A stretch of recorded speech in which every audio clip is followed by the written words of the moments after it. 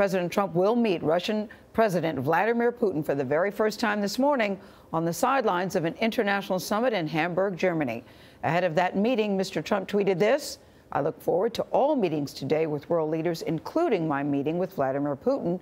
Much to discuss." The president's highly anticipated meeting with his Russian counterpart is overshadowing day one of the G20 summit. Mr. Trump came to Hamburg after leveling some of his strongest criticism of Russia so far. Earlier, police with water cannons drove away protesters trying to block access to the summit location. Major Garrett is traveling with the president in Hamburg. Major, good morning.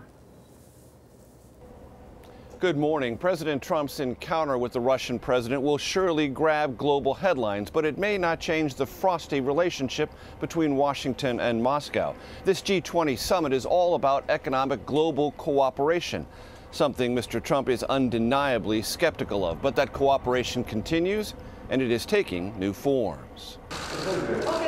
President Trump and German Chancellor Angela Merkel held private talks before the summit.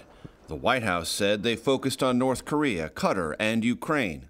No mention of Merkel's top agenda items with the U.S., climate change, trade, and NATO.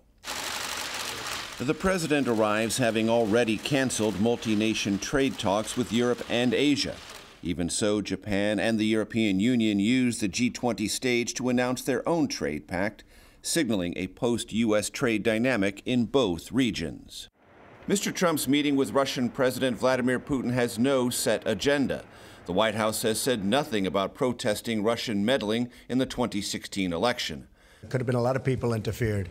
In Warsaw yesterday, the president disagreed with the intelligence community's assessment. Moscow was solely to blame. I think it could very well have been Russia, but I think it could well have been other countries. Top Senate Democrats sent a letter to Mr. Trump on the eve of the meeting, warning failure to confront Putin over election interference, quote, would be a severe dereliction of the duty of the office to which you were elected. CBS News has learned that Mr. Trump and Putin will be joined by U.S. Secretary of State Rex Tillerson and Russian Foreign Minister Sergei Lavrov. Very nice to see you again. Tillerson has far more experience than Mr. Trump in dealing with Putin, having negotiated regularly with the Russian leader and top Russian ministers while CEO of ExxonMobil.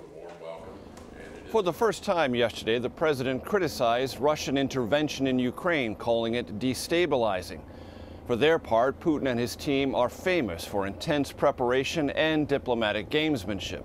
A recent example, Russian state media snapping these pictures of a jovial encounter between President Trump and top officials in the Oval Office in May. Jeff? Major Garrett at the G20 summit, thank you.